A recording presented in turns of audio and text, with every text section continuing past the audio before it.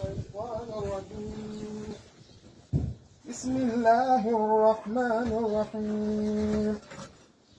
لقد صدق الله رسوله الرؤيا بالحق لتدخلن المسجد الحرام إن شاء الله آمنين محلقين رؤوسكم ومقصرين لا تخافون فعلم ما لم تعلم فجعل من دون ذلك فتحا قريبا هو الذي أرسل رسوله بالهدى